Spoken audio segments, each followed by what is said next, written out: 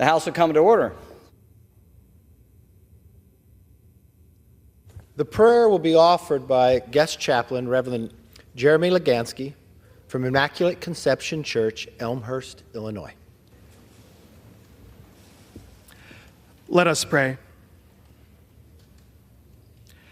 Good and gracious God, we praise you, we love you, and we thank you for this day. Draw near to these members of Congress. Remind them of their calling to serve the true common good. Help them to be instruments of unity, peace, and reconciliation in our country and throughout the world. Bless them, guide them, and fill them with an abundance of your grace. May they decide everything for the well-being of all, and may they never turn aside from your will. May all that they do begin from you and by you be brought to completion. In your name we pray, amen. Amen. The chair has examined the journal of the last day's proceedings and announces to the House the approval thereof. Pursuant to Clause 1 of Rule 1, the journal stands approved. The Pledge of Allegiance will be offered today by the gentleman from Washington, Mr. Newhouse. Ladies and gentlemen, please join me in the Pledge of Allegiance. I pledge allegiance to the flag of the United States of America and to the republic for which it stands, one nation, under God, indivisible, with liberty and justice for all.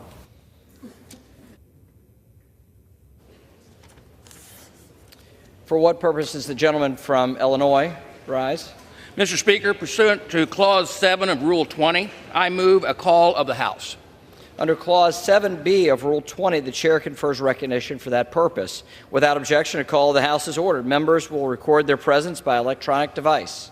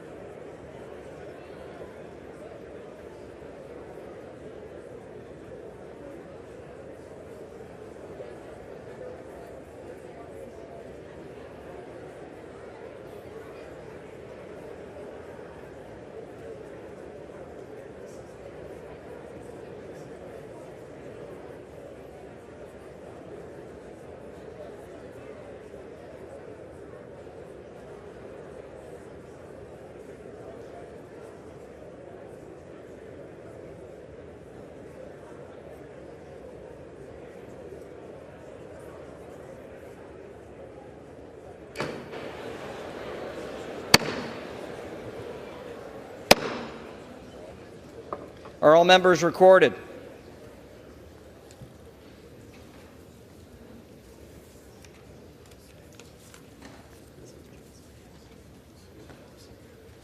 On this roll call, 429 members have recorded their presence.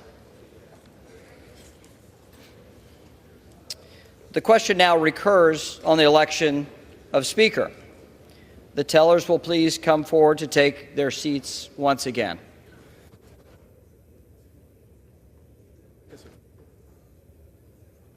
Thank you. Thank you. Oh, I didn't even notice.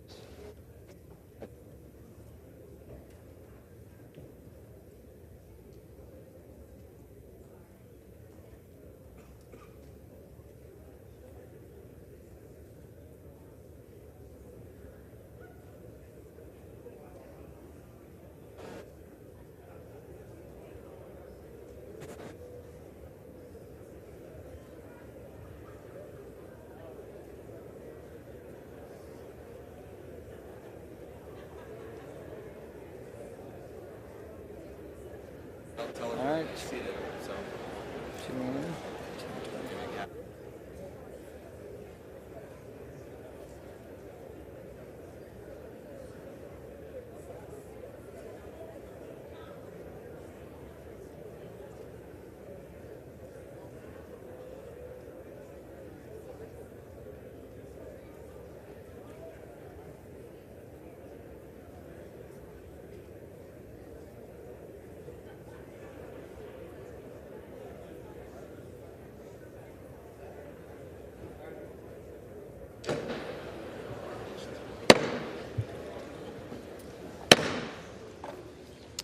The nominations are now in order.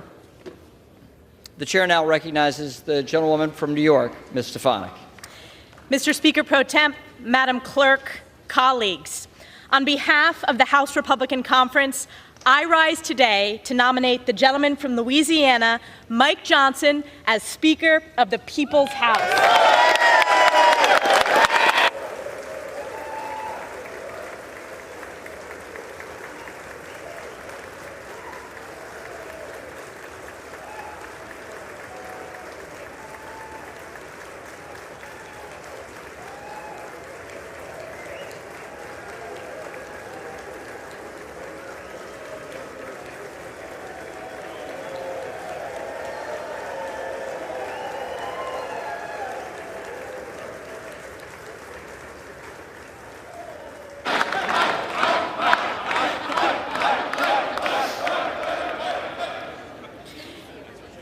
We convene this esteemed body today at a time of great crisis across America, a time of unprecedented challenges in this hallowed chamber, and a time when our most precious ally, Israel's very existence, is under attack from forces of evil. Yesterday, our dear colleague, our former conference chair, our chair of Energy and Commerce, Cathy McMorris Rodgers, nominated Mike Johnson in our conference. And she put it best, and I want to quote her today. She said, quote, "Trust has been broken and we have come to a standstill. How do we restore trust between members, leadership, and ultimately between Congress and we, the people?" Cathy went on to say, "There's a sense that it cannot be business as usual." She went on to note, above the Speaker's chair in the House chamber is our nation's motto, "In God we trust."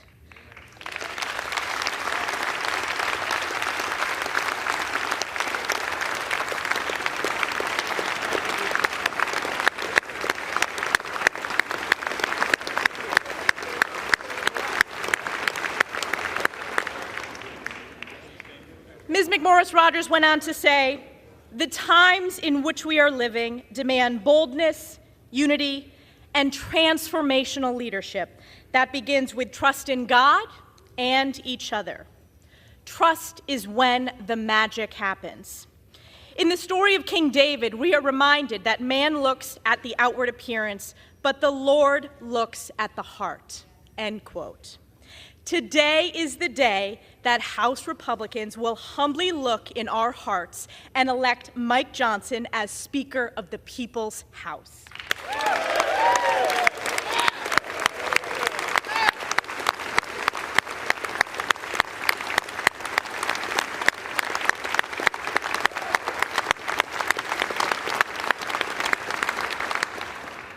A man of deep faith, Mike epitomizes what it means to be a servant leader.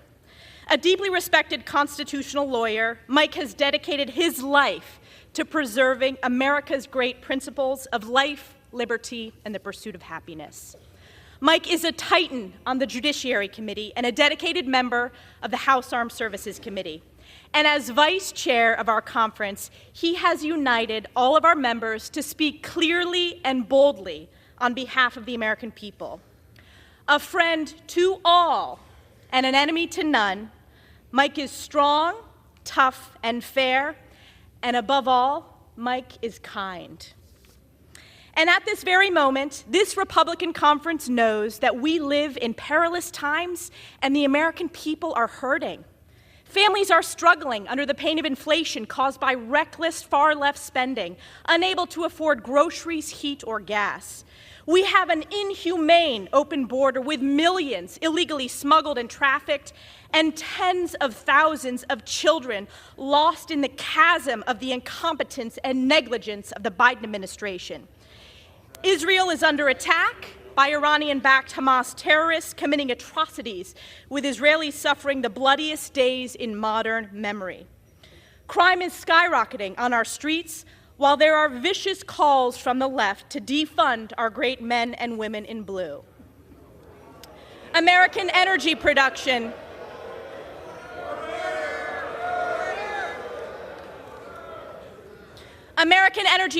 has been crushed by Joe Biden's radical, failed, far-left Democrat policies, causing seniors, farmers, and families to pay more at the pump.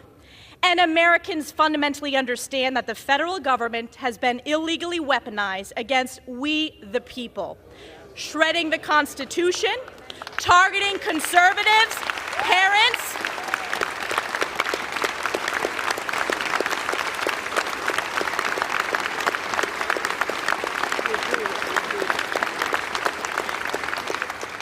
yes, I'll say it again. The federal government has been illegally weaponized against we, the people, shredding the Constitution, targeting conservatives, parents, and even Joe Biden's top political opponent. The people are looking to this great chamber to save America, and save America we will.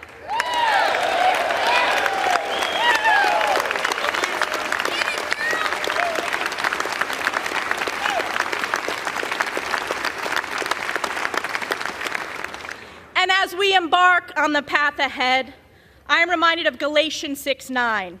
And let us not grow weary of doing good, for in due season we will reap if we do not give up.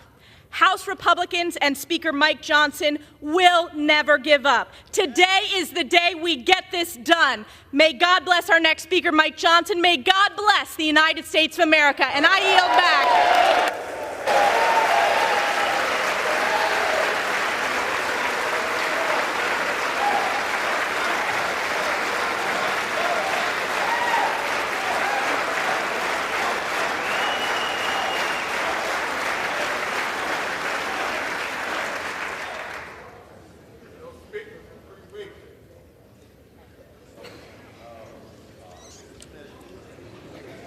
The chair recognizes the gentleman from California, Mr. Aguilar.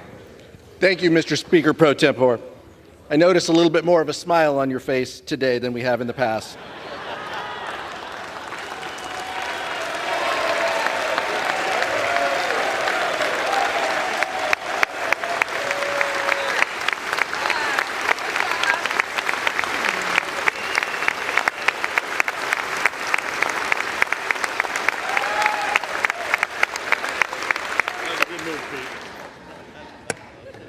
Mr. Speaker, I rise today at the direction of the Democratic caucus to place into nomination for the position of Speaker of the House of Representatives, the Honorable Hakeem Jeffries from New York.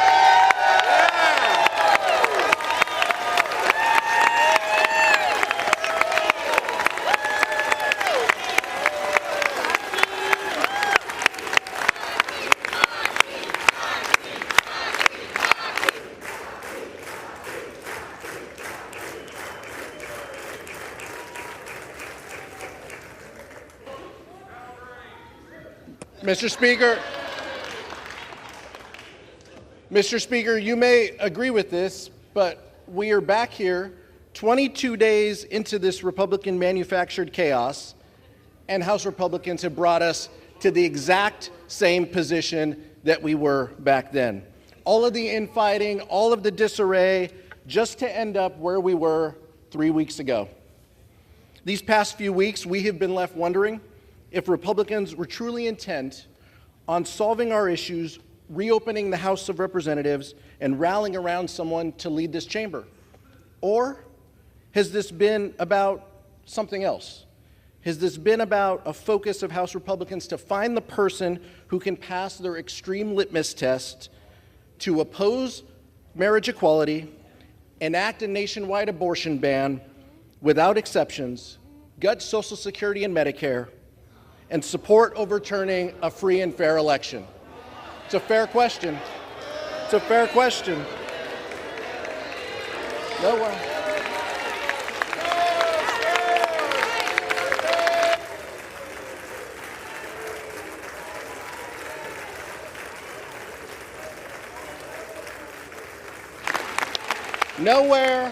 Nowhere in that candidate questionnaire is it about growing the middle class, helping our communities, keeping the cost of health care lower, and making life for everyday Americans better. The gentlewoman from New York said it right. This has been about one thing. This has been about who can appease Donald Trump.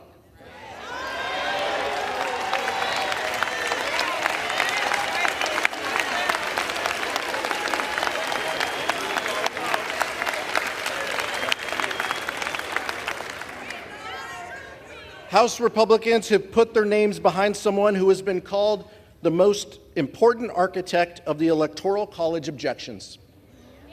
He's spearheaded, that's fair, we know how you feel. Yeah, you've made that clear. He's spearheaded the legal effort, joined by more than 100 of our colleagues on the other side of the aisle, in support of a dangerous and baseless lawsuit to overturn the results of the 2020 election. On the eve of January 6th, some of my Republican colleagues even called this a failed strategy. Yet those same individuals plan to stand right next to him today.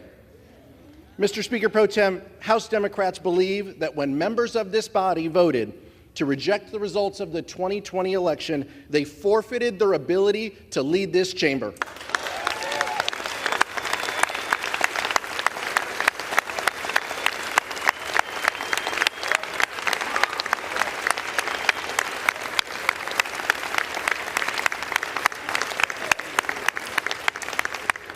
On this side of the aisle, we know what leadership looks like. Hakeem Jeffries has never turned his back on the will of the American people. The son of two social workers, he has always stood by the side of working families. The most pressing needs of everyday Americans are his North Star. He believes that everyone in America should have the opportunity to get ahead and achieve their version of the American dream. He believes that access to affordable health care is a right, not a privilege. He believes that reproductive freedom must be guaranteed, not stripped away.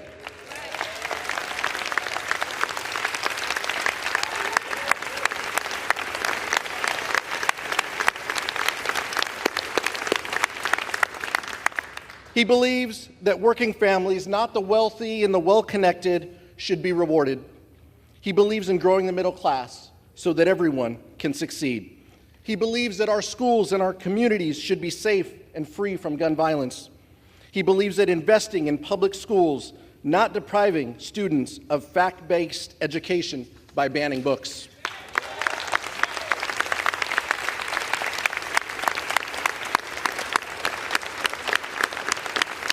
He believes in taking care of our seniors and our veterans, not slashing their benefits.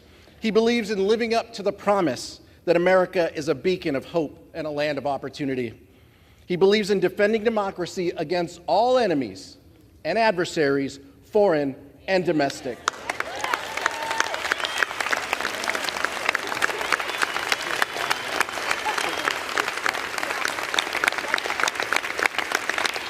He believes in standing by our allies, Israel and Ukraine.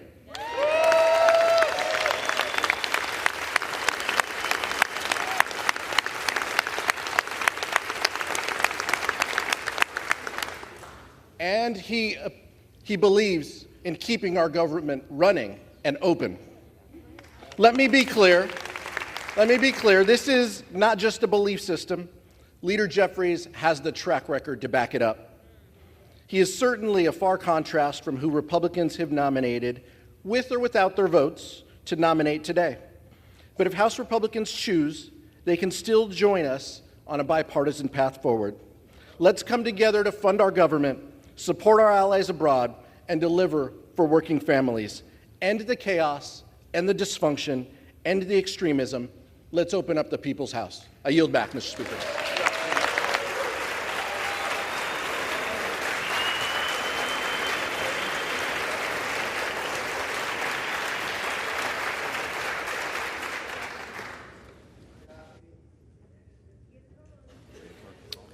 The reading clerk will now call the roll. Adams. Jeffries. Adderholt. Johnson. Aguilar. Jeffries. Alford. Servant Leader, Honorable Mike Johnson. Johnson. Allen. Mike Johnson. Johnson. Allred. Jeffries. Amadei. Mike Johnson. Johnson. Armstrong. Johnson. Arrington. Johnson. Auchincloss.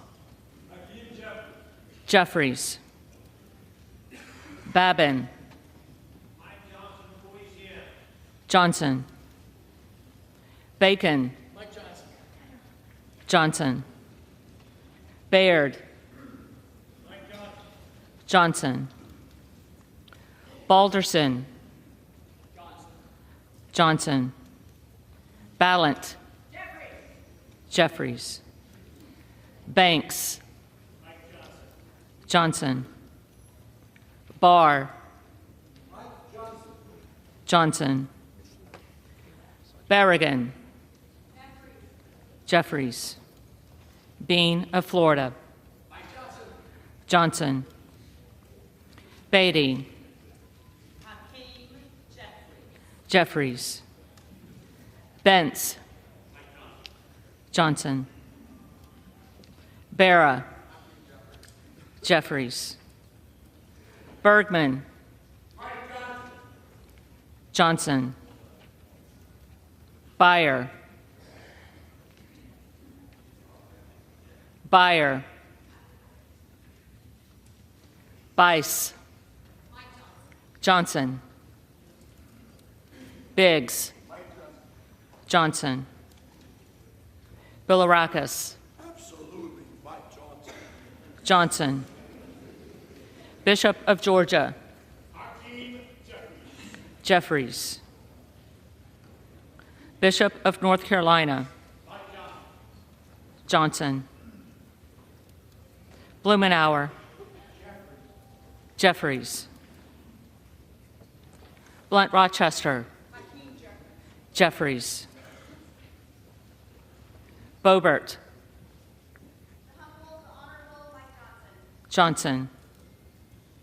Bonamici. Jeffries. Bost. Johnson. Bowman. Jeffries. Boyle of Pennsylvania. Boyle of Pennsylvania. Rakeen. Johnson. Brown. Jeffries. Brownlee. Jeffries. Buchanan. Mike Johnson. Johnson. Buck. Johnson. Bouchon. Johnson. Bazinski. Jeffries. Burchett. Johnson. Burgess. Johnson. Burleson. Johnson. Bush. Jeffries. Calvert. Johnson. Kamek. Johnson. Caraballo. Jeffries. Carbajal. Jeffries. Cardenas. Jeffries. Carey. Johnson. Carl. Johnson. Carson. Jeffries. Carter of Georgia. Johnson. Carter of Louisiana. Jeffries. Carter of Texas. Johnson. Cartwright. Jeffries. Kassar. Jeffries. Case. Jeffries. Caston. Jeffries. Castor of Florida. Jeffries. Castro of Texas. Jeffries. Chavez de Reamer. Johnson. Sherfilis McCormick. Jeffries. Chu. Jeffries. Siscomani. Johnson. Clark of Massachusetts. Jeffries. Clark of New York. Jeffries. Cleaver. Jeffries. Klein. Johnson. Cloud. Johnson. Clyburn. Jeffries. Clyde. Johnson. Cohen. Jeffries. Cole. Johnson. Collins. Johnson. Comer. Johnson. Connolly. Jeffries. Correa. Correa. Costa. Jeffries. Courtney. Jeffries. Craig. Happy wedding anniversary to my wife, Hakeem Jeffries.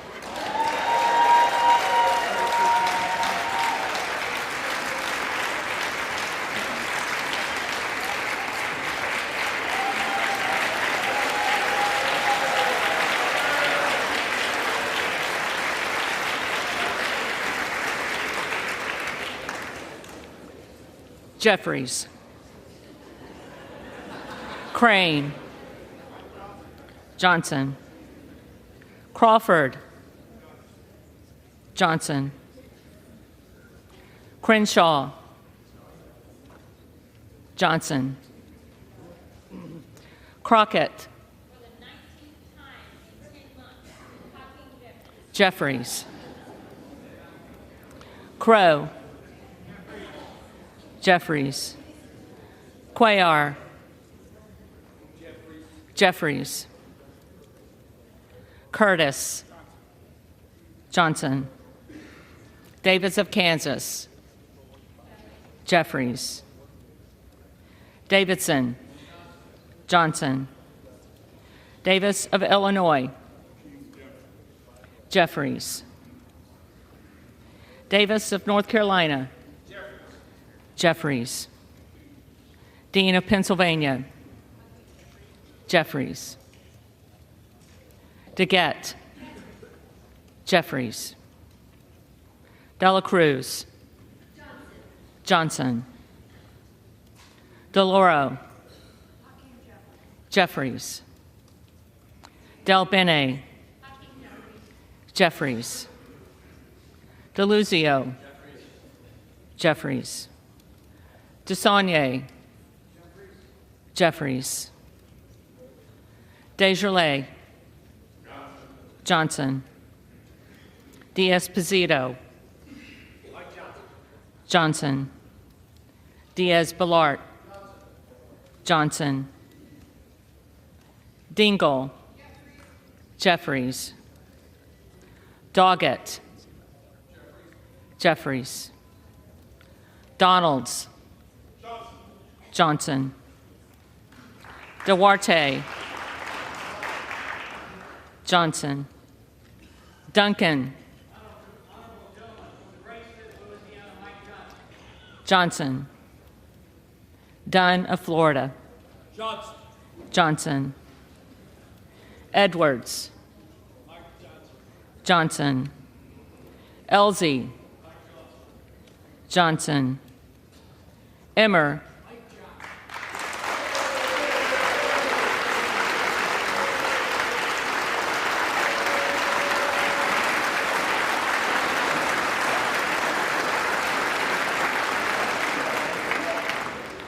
Johnson. Escobar. Jeffries. Eshoo. Jeffries. Espaillat. Jeffries. Estes. Johnson. Evans. Jeffries. Ezell. Johnson. Fallon.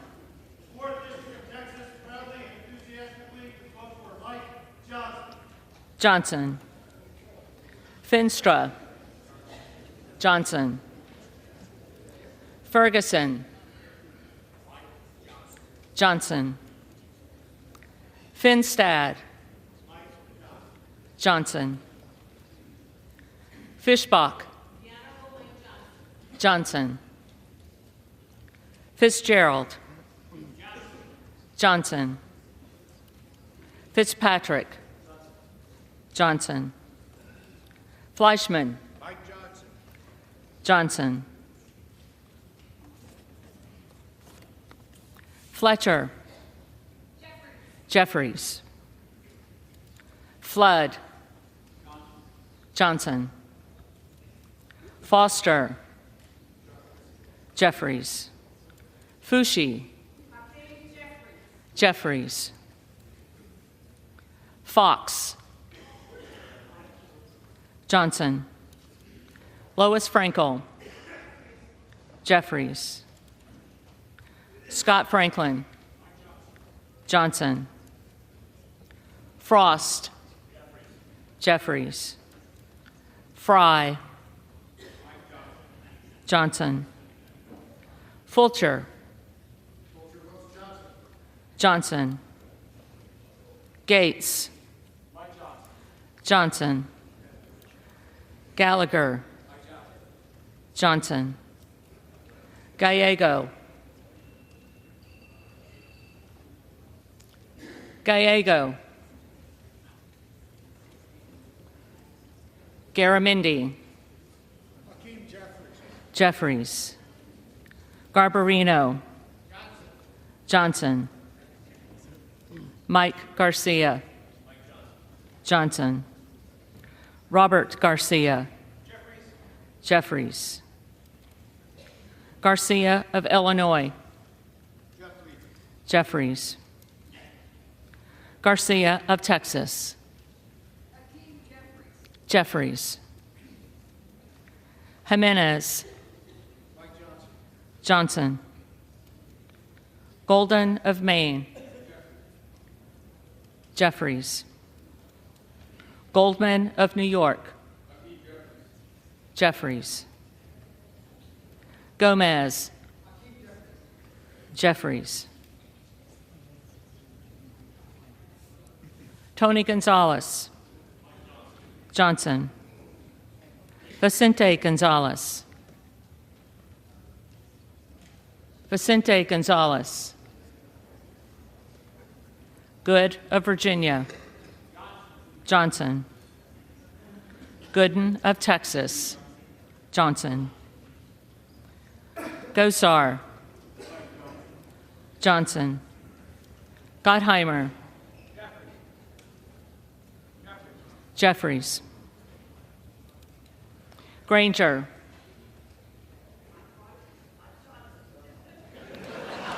Johnson. Graves of Louisiana. Johnson. Graves of Missouri. Johnson. Green of Tennessee. Johnson.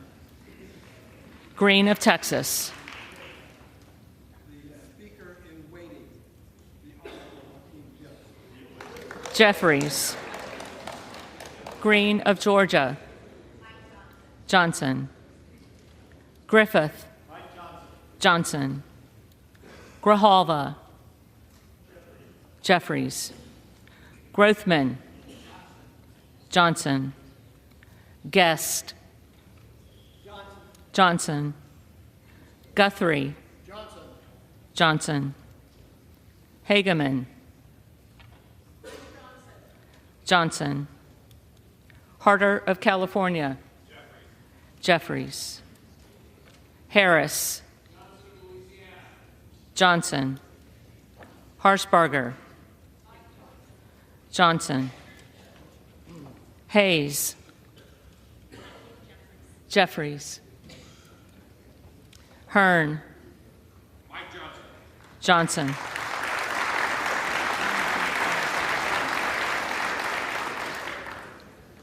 Higgins of Louisiana. Johnson. Higgins of New York. Jeffries. Hill.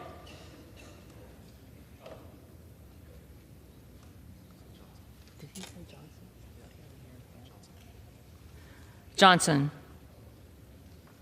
Himes. Jeffries. Henson. Johnson. Horsford. Jeffries. Houchin. Johnson. Houlihan. Jeffries. Hoyer. Jeffries. Hoyle of Oregon. Jeffries. Hudson. Johnson. Huffman. Jeffries. Huizinga. Johnson. Hunt. Johnson. Issa. Johnson. Ivy. Jeffries. Jackson of Illinois. Jeffries. Jackson of North Carolina. Jeffries. Jackson of Texas. Johnson. Jackson Lee. The distinguished gentleman, Hakeem Jeffries. Jeffries. Jacobs. Jeffries. James. Johnson. Jayapal. Jeffries. Jeffries. Jeffries.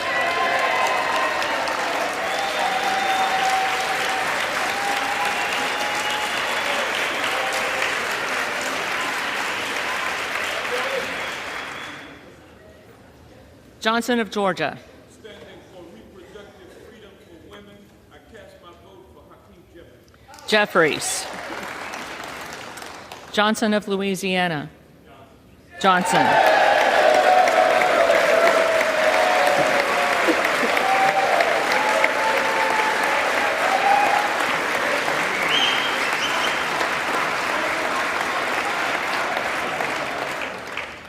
Johnson of Ohio.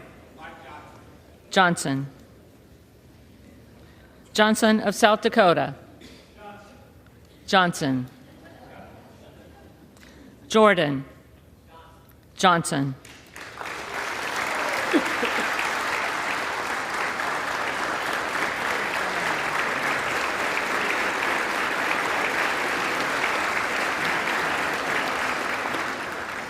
Joyce of Ohio. Joyce of Ohio. Johnson. Joyce of Pennsylvania. Johnson. Camlogger Dove. Jeffries. Captor.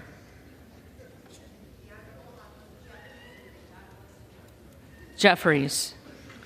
Kane of New Jersey. Johnson. Keating. Jeffries. Kelly of Illinois. Jeffries. Kelly of Mississippi. Johnson. Kelly of Pennsylvania. Johnson. Kana. Jeffries. Kiggins of Virginia. Johnson. Kildee. Jeffries. Kiley. Johnson. Kilmer. Jeffries. Kim of California. Johnson. Kim of New Jersey. Jeffries. Krishnamurthy. Jeffries. Custer. Jeffries. Kustoff. Johnson. LaHood. Johnson. LaLota. Johnson. LaMalfa. Johnson. Lamborn. Johnson. Landsman. Landsman. Jeffries. Langworthy. Johnson. Larson of Washington. Jeffries. Larson of Connecticut. Jeffries. Latta. Johnson. LaTurner. Johnson. Lawler. Johnson. Lee of California. Jeffries. Lee of Florida. Johnson. Lee of Nevada. Jeffries. Lee of Pennsylvania. Jeffries. Ledger Fernandez. Jeffries. Lesko. Johnson. Letlow. Johnson. Levin. Jeffries. Liu. Jeffries. Lofgren. Jeffries. Loudermilk. Mike Johnson. Johnson. Lucas. Johnson. Luke Kameyer. Johnson. Luna. Johnson. Luttrell. Johnson. Lynch. Jeffries.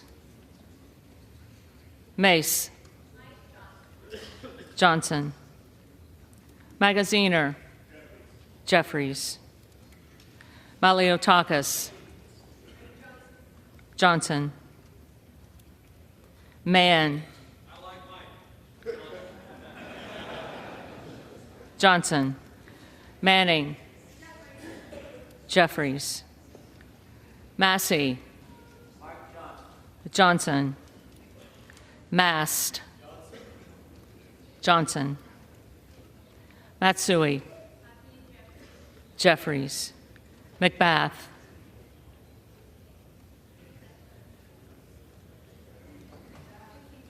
Jeffries. McCarthy. Johnson.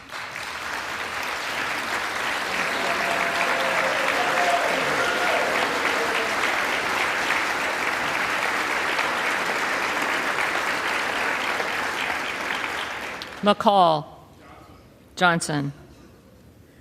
McLean. Johnson. McClellan. Jeffries. McClintock. Johnson. McCullum. Jeffries. McCormick. Johnson.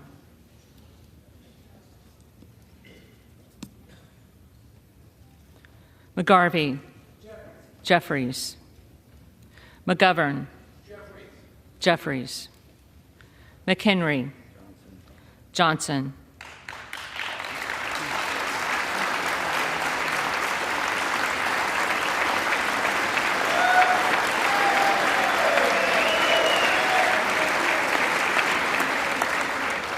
Meeks. Jeffries. Menendez. Jeffries. Ming. Jeffries. Muser. Johnson. Mfume. Jeffries. Miller of Illinois. Johnson. Miller of Ohio. Johnson.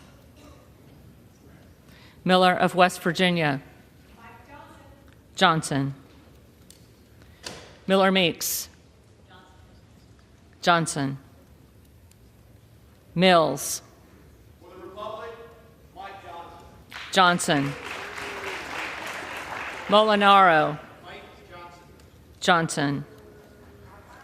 Molinar. Johnson. Mooney. Johnson. Moore of Alabama. Johnson. Moore of Utah. Johnson. Moore of Wisconsin. Jeffries. Moran. Johnson. Morelli. Jeffries. Moskowitz. Jeffries. Moulton. Jeffries. Mervan. Jeffries. Mullen. Jeffries. Murphy. Johnson. Nadler. Jeffries. Napolitano. Jeffries. Neal. Jeffries. Neguse. Jeffries. Nels. Johnson. Newhouse. Johnson. Nickel. Jeffries. Norcross. Jeffries. Norman. Johnson. Nunn of Iowa. Miracle Mike Johnson.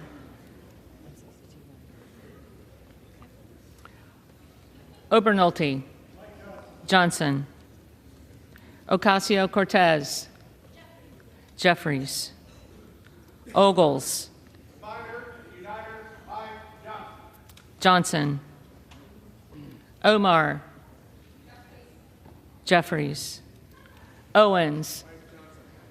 Johnson. Pallone. Jeffries. Palmer. Johnson. Panetta. Jeffries. Pappas. Jeffries. Pasquarello.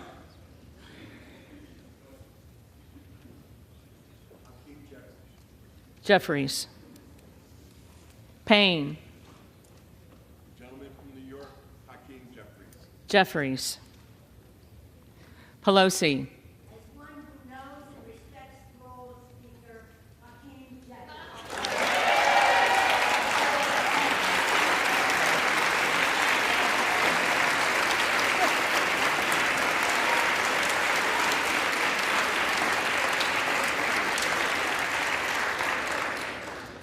Jeffries.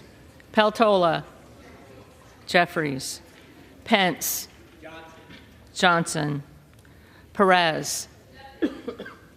Jeffries. Perry. Johnson. Peters. Jeffries. Pedersen. Jeffries. Pfluger. Johnson. Phillips. Jeffries. Pingree. Jeffries. Pocan. Jeffries. Porter. Jeffries. Posey. Johnson. Presley.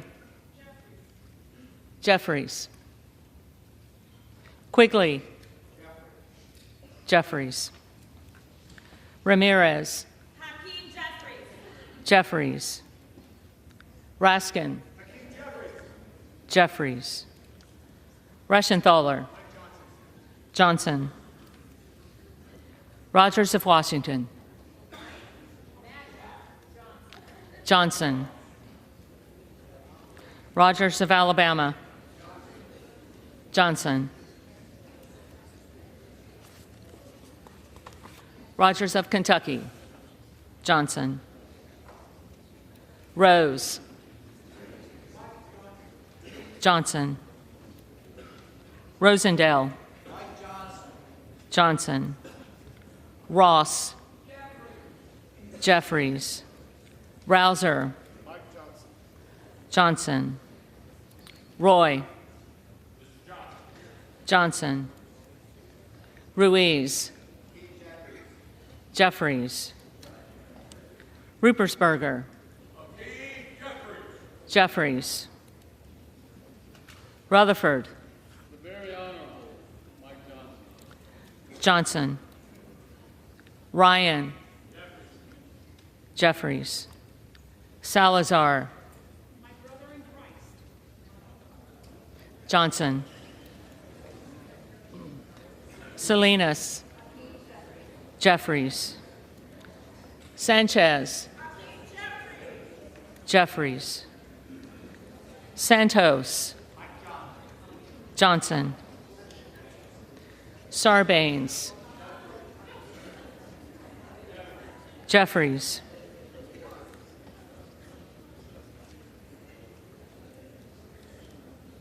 Scalise. Great state of Louisiana, Mike Johnson. Johnson.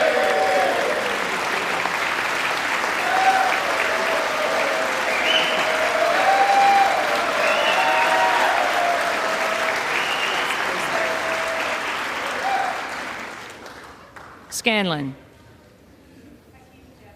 Jeffries. Schakowsky.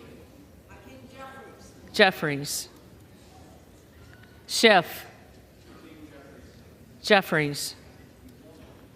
Snyder. Jeffries. Skolton. Jeffries. Schreier. Jeffries. Swikert. Johnson. Austin Scott. Johnson. David Scott. Jeffries. Scott of Virginia. Jeffries. Self. Johnson. Sessions. Johnson. Sewell. Jeffries. Sherman, Jeffries, Sherrill, Jeffries, Simpson, Johnson, Slotkin, Jeffries, Smith of Missouri, Johnson, Smith of Nebraska, Johnson, Smith of New Jersey, Johnson, Smith of Washington, Jeffries, Smucker, Johnson, Sorensen, Jeffries, Soto, Jeffries, Spanberger, Jeffries, Sparts, Johnson, Stensbury, Jeffries, Stanton, Jeffries, Stauber, Johnson, Steele,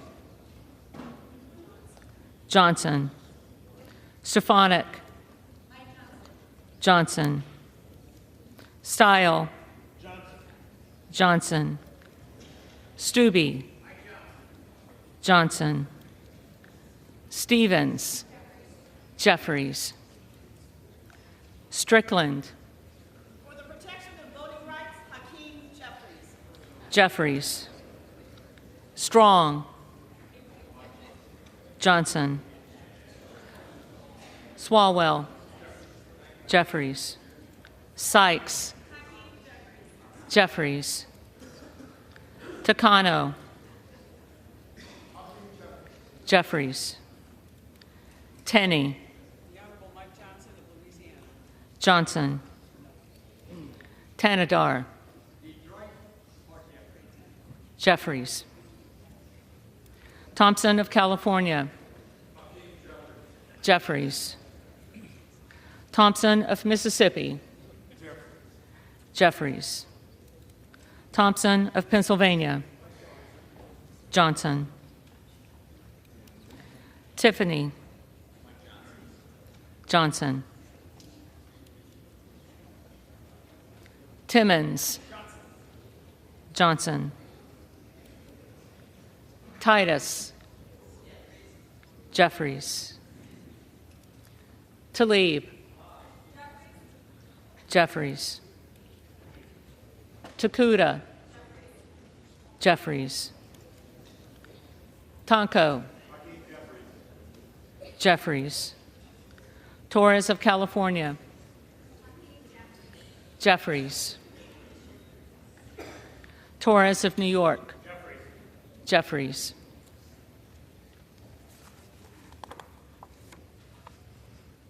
Trahan, Jeffries, Trone, Jeffries, Turner, Johnson, Underwood, Jeffries, Valadeo, Johnson, Van Drew,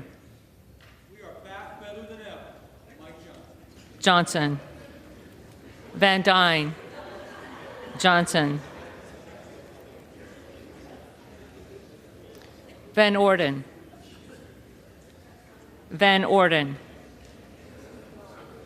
Vargas, Jeffries, Vasquez, Jeffries, Vesey, Jeffries, Velasquez,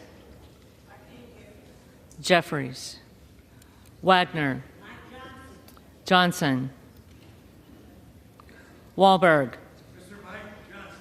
Johnson, Waltz, Johnson, Wasserman Schultz, Jeffries, Waters,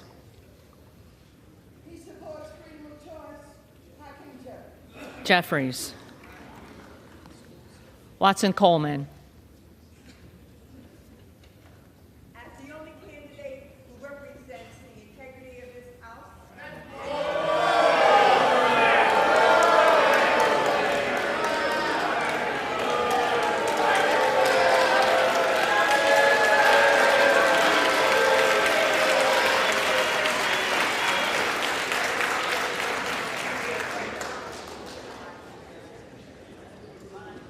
Watson Coleman. do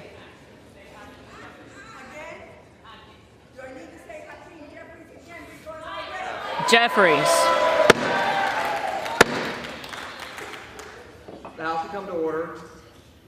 The clerk, the staff, and the tellers deserve to have the attention of the House.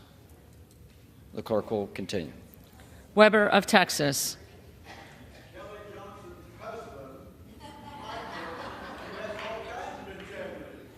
Johnson. Webster of Florida. Johnson. Winstrup. Johnson. Westerman.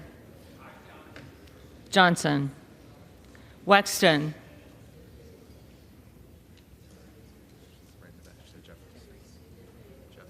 Jeffries. Wild. Jeffries. Williams of Georgia. Fulton County, Georgia, votes for Hakeem Jeffries. Jeffries. Williams of New York. Johnson. Williams of Texas. Johnson. Wilson of Florida. Wilson of Florida. Jeffries. Wilson of South Carolina. Johnson. Whitman. Johnson. Womack. With the 217th pick in the race for Speaker in the 3rd District of Arkansas, selects Mike Johnson.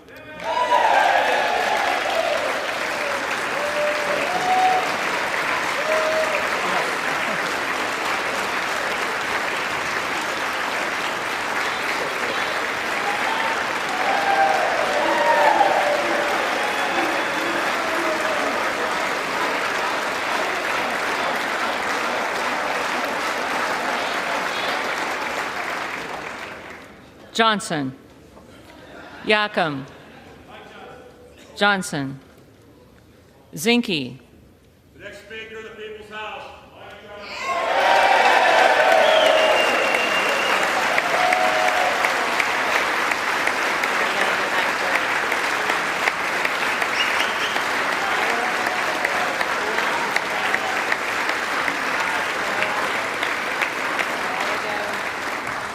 Johnson. Johnson.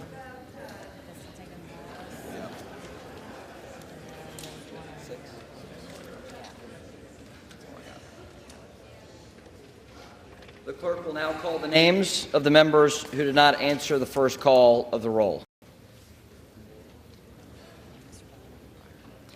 Byer. Jeffries.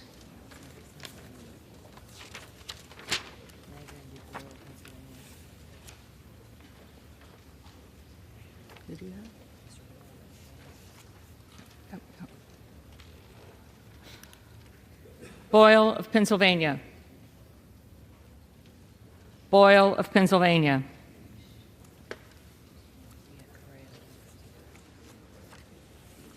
Correa. Correa.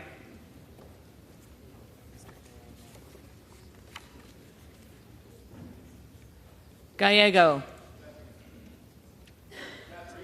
Jeffries.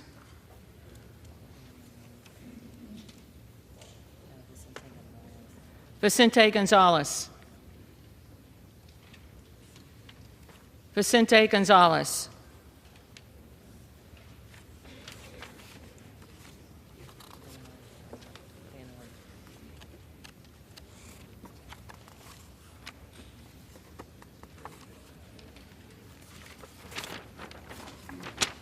Van Orden.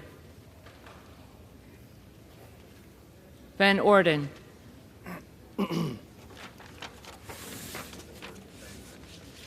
If there are any members who did not answer the call of the roll, they may come to the well and vote at this time.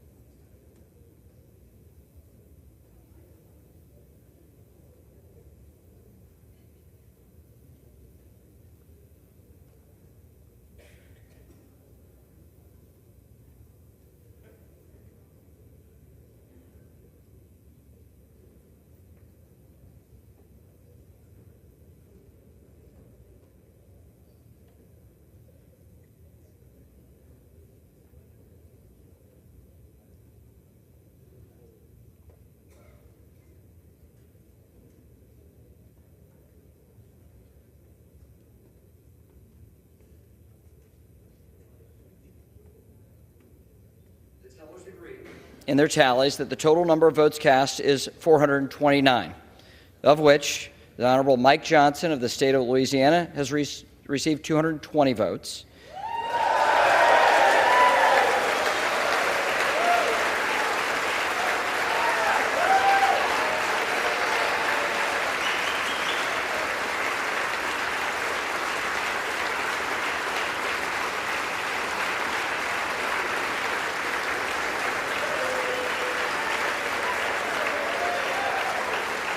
And the Honorable Hakeem Jeffries of the state of New York has received 209 votes.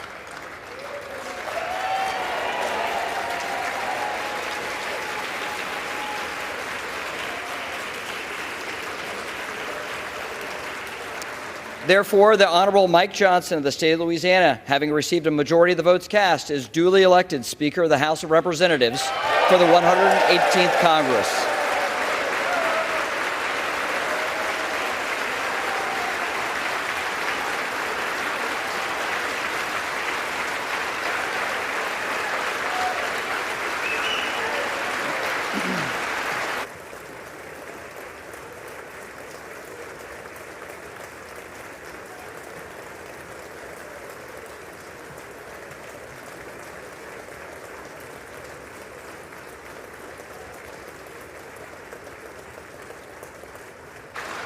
The chair appoints the following committee to escort the speaker-elect to the chair: the gentleman from Louisiana, Mr. Scalise; the gentleman from Minnesota, Mr. Emmer; the gentlewoman from New York, Ms. Stefanik; the gentleman from North Carolina, Mr. Hudson; the gentleman from Alabama, Mr. Palmer; the gentlewoman from Michigan, Mrs. McClain; the gentleman from California, Mr. McCarthy; the gentleman from Florida, Mr. Donalds; the gentleman from Oklahoma, Mr. Hearn; the gentleman from Michigan, Mr. Bergman; the gentlewoman from Washington, Mrs. Rogers; the gentleman from Texas, Mr. Arrington; the gentleman from Texas, Mr. Fallon; the gentleman from New York, Mr. Molinaro; the gentlewoman from Florida, Mrs. Carmack; the gentleman from New York, Mr. Jeffries; the gentlewoman from Massachusetts, Ms. Clark; the gentleman from California, Mr. Aguilar; the gentleman from California, Mr. Liu; the gentlewoman from Washington, Ms. Delbene;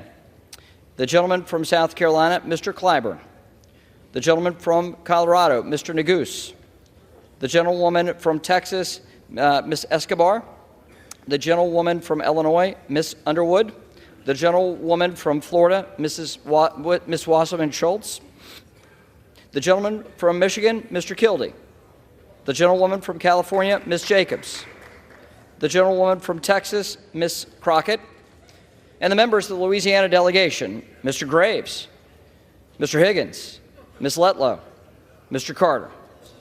The committee will retire from the chamber to escort the Speaker-elect to the chair.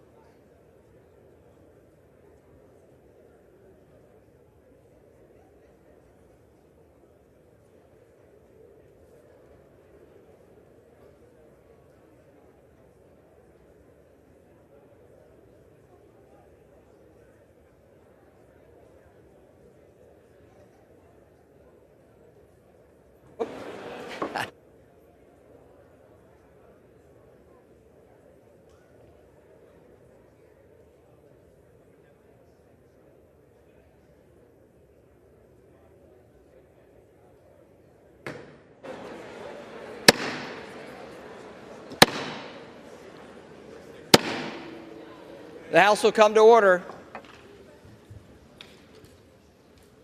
Sergeant of Arms. Mr. Speaker, the Speaker-elect Mike Johnson from the state of Louisiana.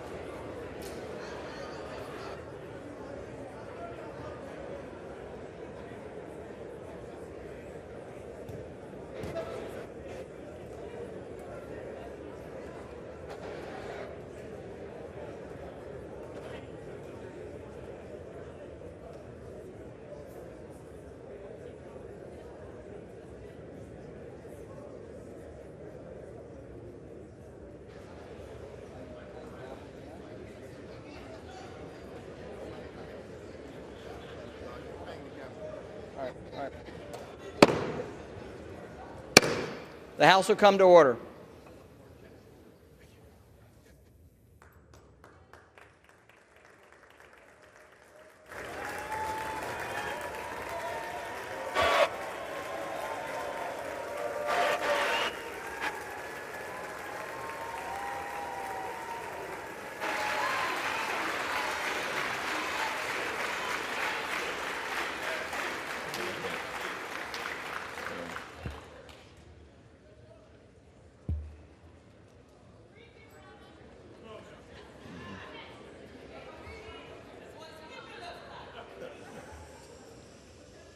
Speaker Mike Johnson, Speaker Emerita Nancy Pelosi, Whip Clark, Chairman Aguilar, all of my colleagues in government on both sides of the aisle, it's an honor and a privilege to once again stand before you as House Democratic leader. From the very beginning of this Congress, House Democrats have made clear that we will find bipartisan common ground with our Republican colleagues whenever and wherever possible, for the good of the American people. And House Democrats have repeatedly done just that. It was House Democrats who provided a majority of the votes necessary to avoid a catastrophic default on our debt that would have crashed the U.S. economy and triggered a job-killing recession. It was House Democrats who provided a majority of the votes necessary to avoid a government shutdown that would have hurt everyday American. It was House Democrats who provided a majority of the votes necessary to secure $16 billion in disaster assistance for Americans whose lives have been devastated by extreme weather events. From the very beginning of this Congress, House Democrats have been governing for the people.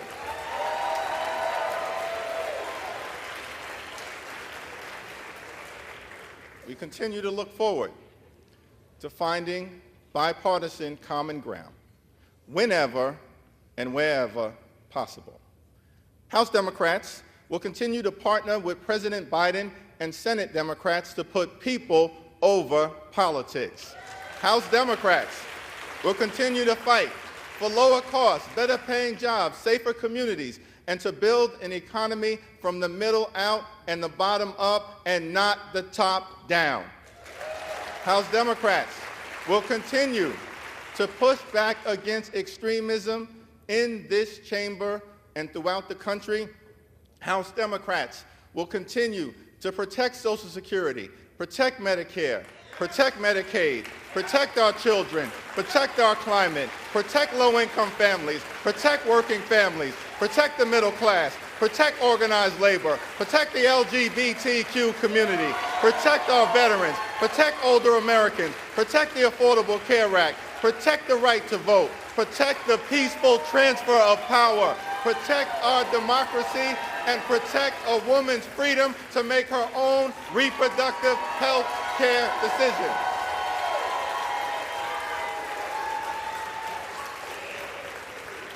These are blue lines in the sand, and we will work hard to make sure that they are never crossed. We must also continue to stand by President Biden as he works to bring American hostages and Israeli hostages held by Hamas back home. American hostages and Israeli hostages and international hostages back home.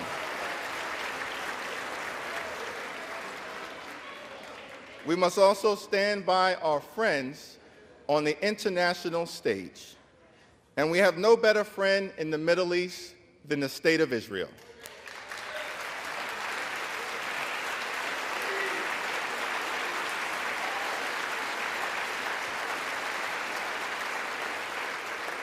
Israel has a right to exist as a Jewish and democratic state. The special relationship between the United States and Israel is unbreakable. Our commitment to Israel's security is ironclad, and Israel has a right to defend itself under the international rules of war against the brutal terror unleashed on its citizens by Hamas.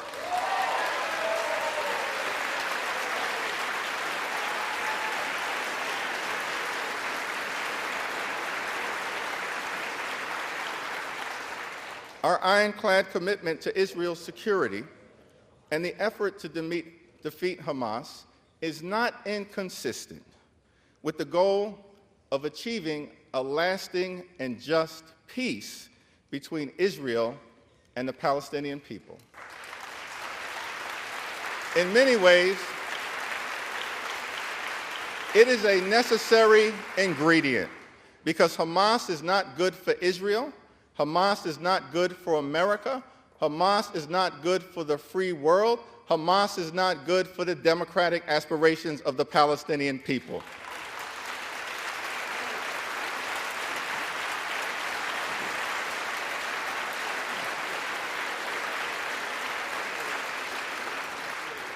We must also support Ukraine in its courageous effort to defeat Russian aggression.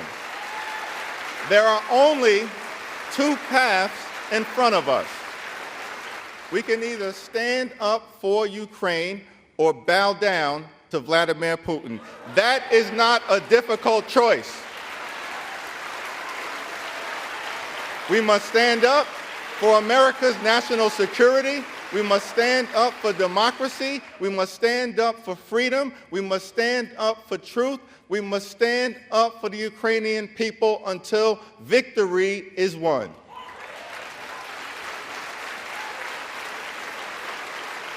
It is my expectation that in the next week or so, the Senate will send over for consideration a bipartisan national security funding package for Israel, Ukraine, and our other allies throughout the free world. That also includes humanitarian assistance for Palestinian civilians and others who may be in harm's way. The House of Representatives should take up this national security package and humanitarian relief package immediately, in totality, and without delay. The time for gamesmanship is over. The time for brinksmanship is over. The time for partisanship is over. It's time to get back to doing the business of the American people.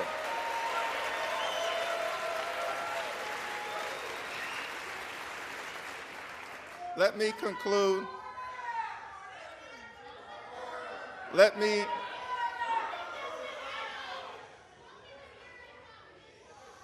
me conclude with an observation about the state of our democracy. Joe Biden won the 2020 presidential election. He's doing a great job under difficult circumstances, and no amount of election denialism will ever change that reality.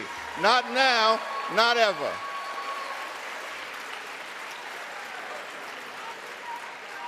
Throughout the years, presidents from Ronald Reagan to Barack Obama, Dwight Eisenhower to Lyndon Baines Johnson have spoken to this chamber and urged us to put aside partisan politics for the good of the American people.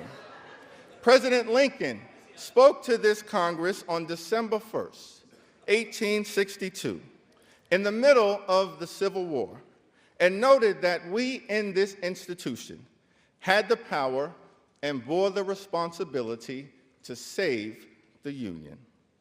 The stakes were high. As articulated by President Lincoln, we could either nobly save or meanly lose America as we know it, the last best hope on earth. This is a turbulent time in the American journey, and we have but one charge to keep during this moment of great fragility. Our union must be sustained. Our union must be strengthened. Our union must succeed. There are many throughout this country who are understandably alarmed at the turbulence of the moment, at the chaos, the dysfunction, and the extremism that has been unleashed in this chamber from the very beginning of this Congress. But this too shall pass. Our country has often confronted adversity, and the good news is we always find a way to make it to the other side. We faced adversity in the 1860s, in the middle of the Civil War, when the country was literally tearing itself apart. We faced adversity in October of 1929, when the stock market collapsed, plunging us into a Great Depression. We faced adversity in December of 1941, when a foreign power unexpectedly struck, plunging us into a world war with the evil empire of Nazi Germany.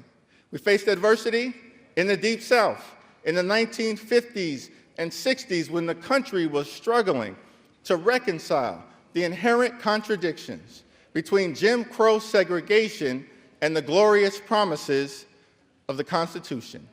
We faced adversity on September 11th, 2001, when the towers and the Pentagon were unexpectedly struck, killing thousands of lives in an instant. We faced adversity right here in the House of Representatives when on January 6, 2021, a violent mob of insurrectionists, incited by some in this chamber, overran the House floor as part of an effort to halt the peaceful transfer of power. Every time we faced adversity, the good news here in America is that we always overcome. That is the power of American exceptionalism. That is why America is the land of the free and the home of the brave. That is why I remain optimistic about the future of this country. That is why America is the last best hope on earth. God bless you. God bless the House of Representatives. God bless the United States of America.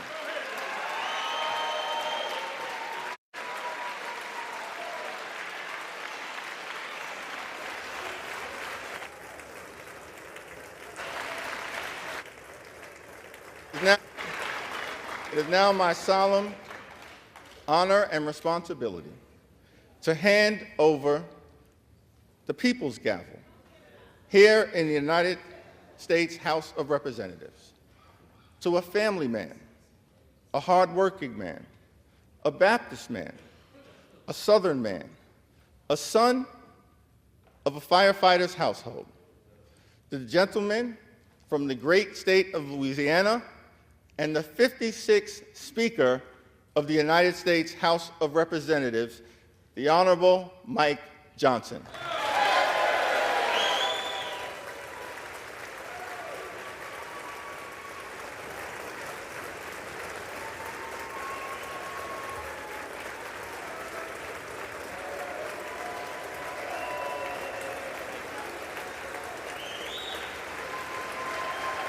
Thank you.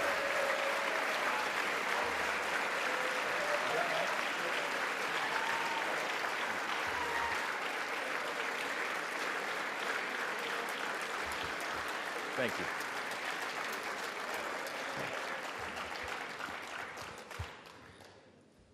Thank you all. First, a few words of gratitude. I want to thank Leader Jeffries. I do look forward to working with you on behalf of the American people. I know we see things from very different points of view, but I know that in your heart you love and care about this country and you want to do what's right. And so we're going to find common ground there, all right?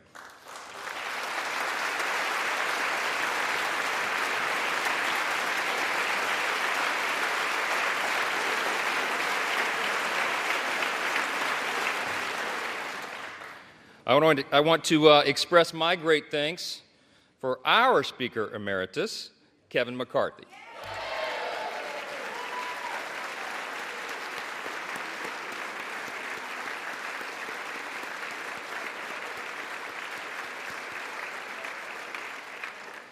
Kevin has dedicated over 2 decades of his life to selfless public service, 16 of those years in this House. And you would be hard-pressed to find anybody who loves this institution more or has contributed more to it. He is the reason we're in this majority today.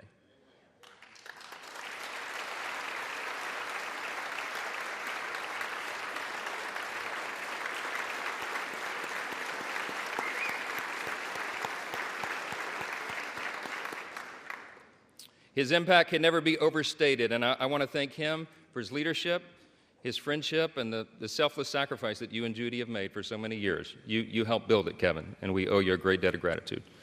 I want to thank the dedicated and overworked staff of this beleaguered House.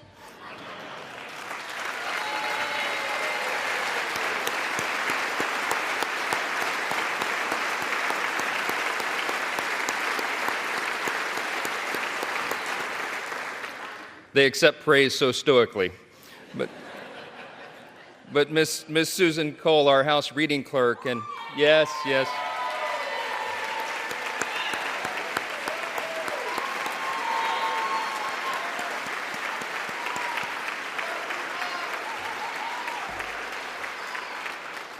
Listen, all the clerks and all the staff, you know, they're terribly overworked. This has been a grueling process, but they have served an integral role in keeping our republic, and we thank them for that service. I know we all do.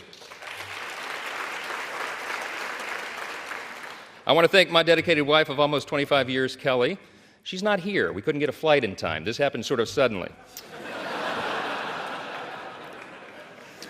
But we're going to celebrate soon. She spent the last couple of weeks on her knees in prayer to the Lord, and she's a little worn out. We all are.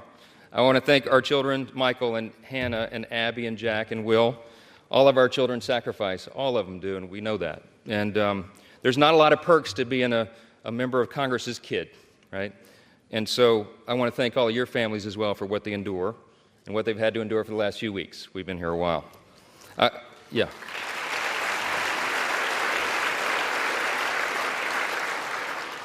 I want to thank my faithful mother, Jeannie Johnson, who bore me at the age of 17, and my brothers Chris and Josh, and my sister Laura, and all their families, and all of our extended family. In Louisiana, family's a big deal, and we got a bunch of them. I especially want to thank all the extraordinary people of the great state of Louisiana. We have never had a Speaker of the House hail from our state, and so they've been lifting us up. I thank the people of Louisiana for the opportunity to serve you in Congress, and I'm humbled by your continuous support. We will make you proud. To my colleagues, I want to thank you all for the trust that you have instilled in me to lead us in this historic and unprecedented moment that we're in. The challenge before us is great, but the time for action is now, and I will not let you down.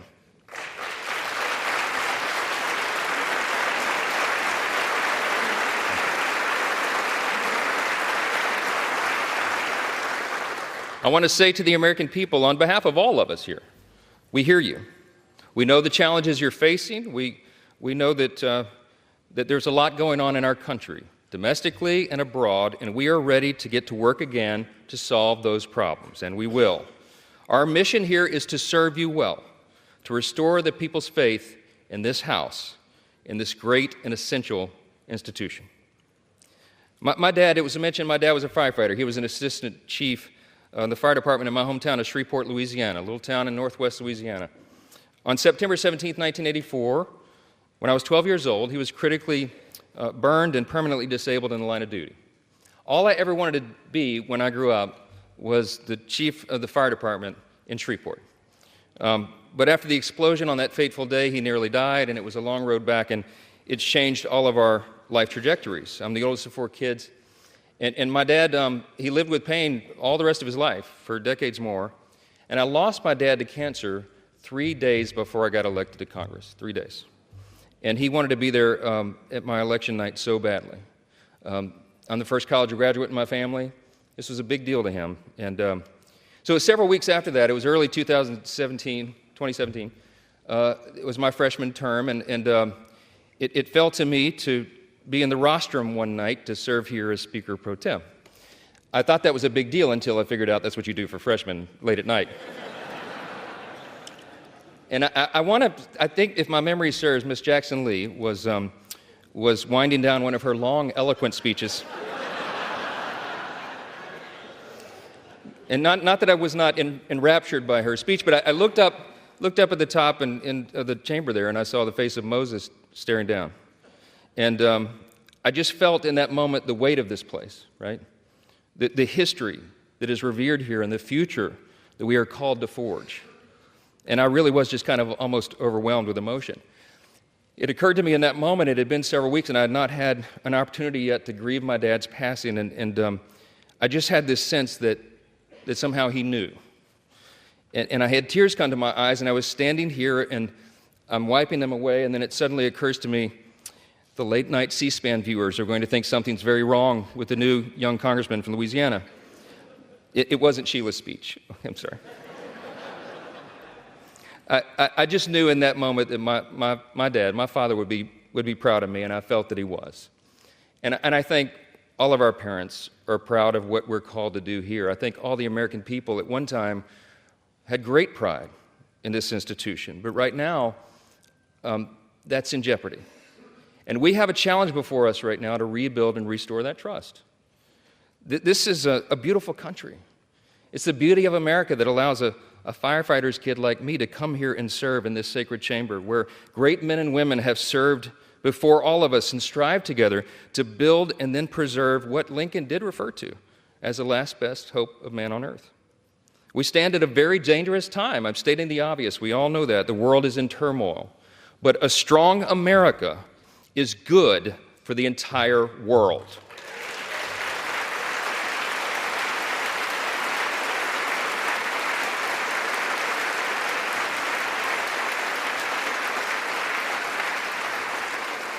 We are the beacon of freedom, and we must preserve this grand experiment in self-governance. It still is. We're only 247 years into this grand experiment. We don't know how long it will last, but we do know that the founders told us to take good care of it. I want to tell all my colleagues here what I told the Republicans in that room last night.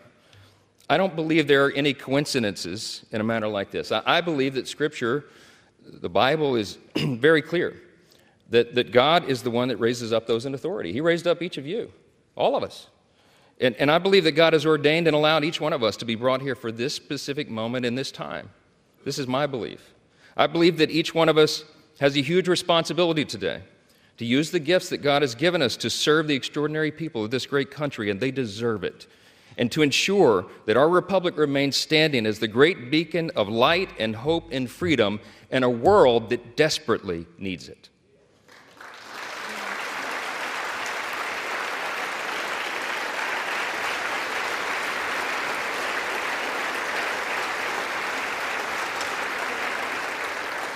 It was in 1962 that our national motto, "In God We Trust," was adorned above this rostrum. And if you look at the little guide that they give tourists and constituents who come and visit the house, if you turn in there to about page 14 in the middle of that guide, it tells you the history of this. And it says very simply, these words were placed here above us. This motto was placed here as a rebuke of the Cold War era philosophy of the Soviet Union. That philosophy was Marxism and communism, which begins with the premise that there is no God. This is a critical distinction that is also articulated in our nation's birth certificate. We know the language well, the famous second paragraph that we used to have children memorize in school, and they don't do that so often anymore, but they should.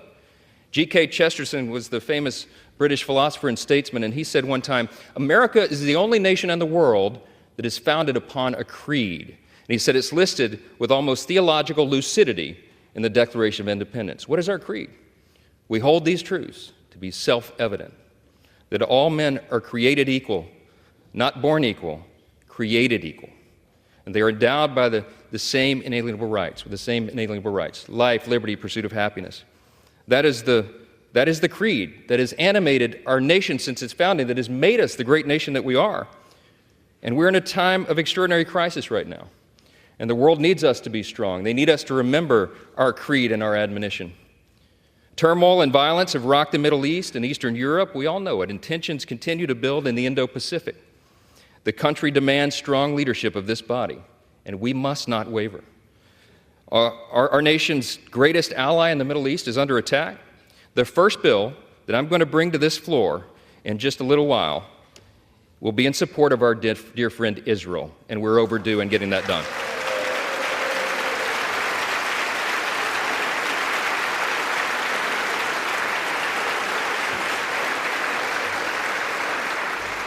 We're going to show not only Israel, but the entire world, that the barbarism of Hamas that we have all seen play out on our television screens is wretched and wrong, and we are going to stand for the good in that conflict. We have a catastrophe at our southern border. The Senate and the White House can no longer ignore the problem. From Texas to New York, wave after wave of illegal migrants are stressing our communities to their breaking points. We know that our streets are being flooded with fentanyl, and all of our communities, children, and even adults are dying from it. The status quo is unacceptable. Inaction is unacceptable, and we must come together and address the broken border. We have to do it.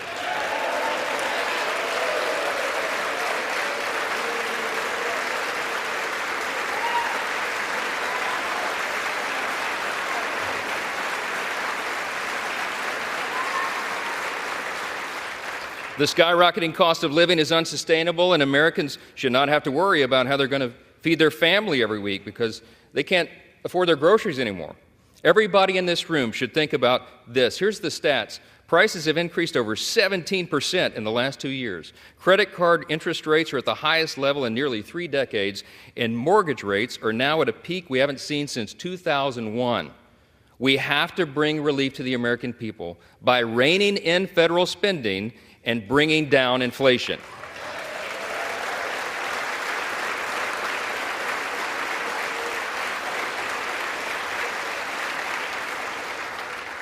The greatest threat to our national security is our nation's debt. And while we've been sitting in this room, that's right, the debt has crossed almost $33.6 trillion. In the time that it's going to take me to deliver this speech, we'll go up another $20 million in debt. It's unsustainable. We have to get the country back on track. Now, we know this is not going to be an easy task, and tough decisions will have to be made. But the consequences, if we don't act now, are unbearable. We have a duty to the American people to explain this to them so they understand it well, and we are going to establish a bipartisan debt commission to begin working on this crisis immediately.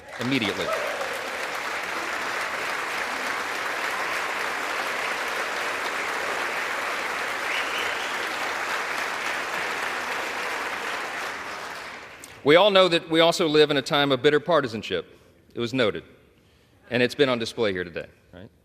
When our people are losing their faith in government, when they're losing sight of the principles that made us the greatest nation in the history of the world, I think we got to be mindful of that. We're going to fight. We're going to fight vigorously over our core principles because they're at odds a lot of times now in this modern era. We have to sacrifice sometimes our preferences because that's what's necessary in a legislative body. But we will defend our core principles to the end. In his farewell address, thank you.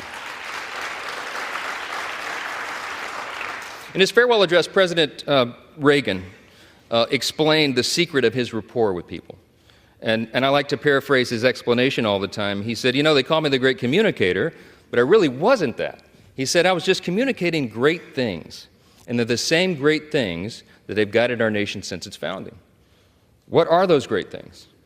I call them the 7 core principles of American conservatism, but let me concede to you all, I think it's really quintessentially the core principles of our nation. I boil them down to individual freedom, limited government, the rule of law, peace through strength, fiscal responsibility, free markets, and human dignity. Those are the foundations that made us the extraordinary nation that we are. And you and I today are the stewards of those principles. The things that have made us the freest, most powerful, most successful nation in the history of the world. The things that have made us truly exceptional. In this time of great crisis, it is our duty to work together, as previous generations of great leaders have, to face these great challenges and solve these great problems.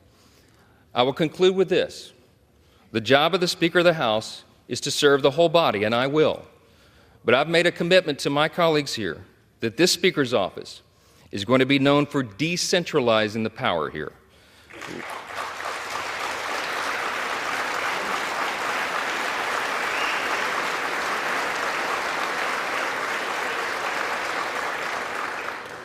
My office is going to be known for members being more involved and having more influence in our processes and all the major decisions that are made here, for predictable processes and regular order.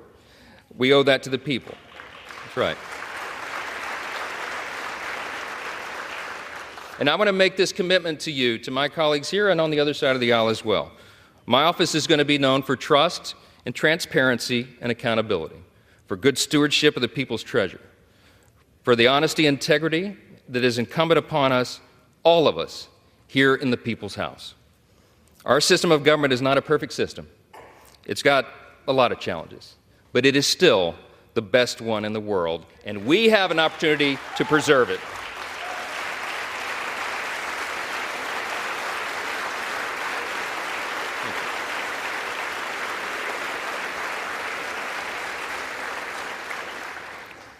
Last thing I'm going to say is a message to the rest of the world. They have been watching this drama play out for a few weeks. We've learned a lot of lessons, but you know what? Through adversity, it makes you stronger. And we want our allies around the world to know that this body of lawmakers is reporting again to our duty stations. Let the enemies of freedom around the world hear us loud and clear. The People's House is back in business.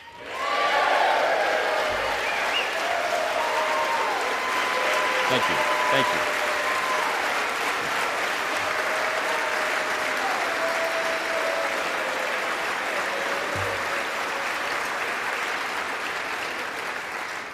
We will do our duty here. We will serve you well.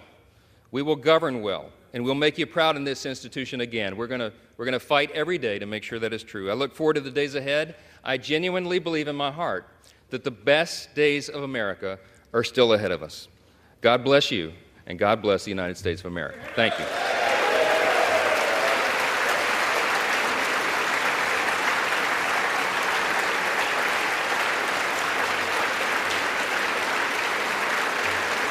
Thank you. I'm now ready to take the oath of office, and I ask the Dean of the House of Representatives, the Honorable Harold Rogers of Kentucky, to please administer the oath of office. Mr. Speaker Designee, congratulations on your election. Thank you, sir. When our founding fathers chose a bold, new, and innovative new self-rule government, it was met by deep skepticism by the world's monarchs. They said self-rule is only a dream. Our founders said they're right. It's the American dream. Amen.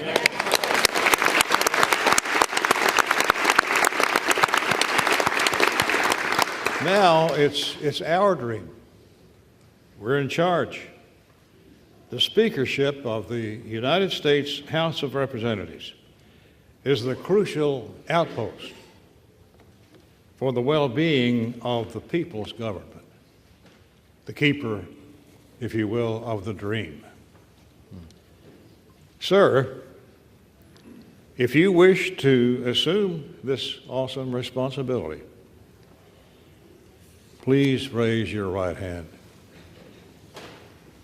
Do you solemnly swear that you will support and defend the Constitution of the United States against all enemies, foreign and domestic, that you will bear true faith and allegiance to the same, that you take this obligation freely without any mental reservation or purpose of evasion, and that you will well and faithfully discharge the duties of the office on which you are about to enter. So help you God? I do, so help me God. Congratulations, Mr. Chairman. Thank you.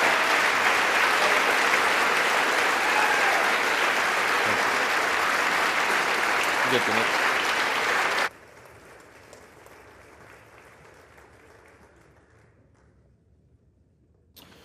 Would y'all like to get right into governing?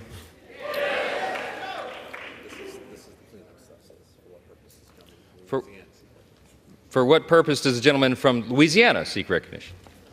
Mr. Speaker, that is a nice ring to it, by the way.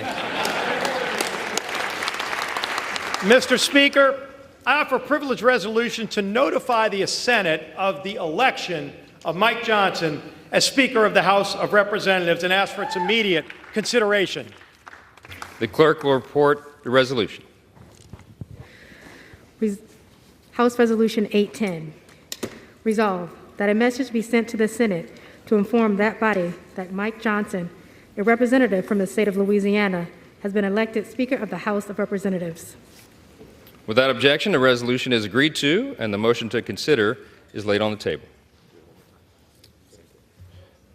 For what purpose does the gentleman from Louisiana seek recognition?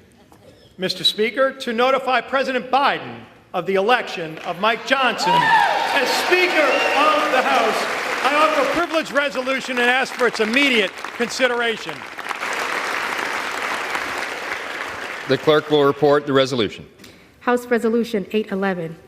Resolved that the clerk be instructed to inform the President of the United States that the House of Representatives has elected Mike Johnson, a representative from the state of Louisiana, Speaker of the House of Representatives. Without objection, the resolution is agreed to, and the motion to reconsider is laid on the table. Thank you. All right. The chair would take this occasion to note that the Speaker's announced policies with respect to particular aspects of the legislative process placed in the record on January 9, 2023 will continue in effect for the remainder of the 118th Congress. The chair announces that the Speaker has delivered to the clerk a letter dated October 25, 2023, listing members in the order in which each shall act as Speaker pro tempore under Clause 8B3 of Rule 1. The chair lays before the House a communication. The Honorable, the Speaker, House of Representatives.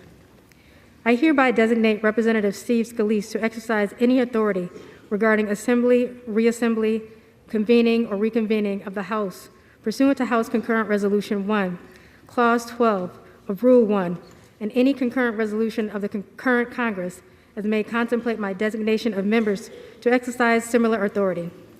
In the event of the death or inability of that designee, the alternate members of the House listed in the letter bearing this date that I have placed with the clerk are designated in turn for the same purpose. Signed sincerely, Mike Johnson, Speaker. The chair lays before the House a communication.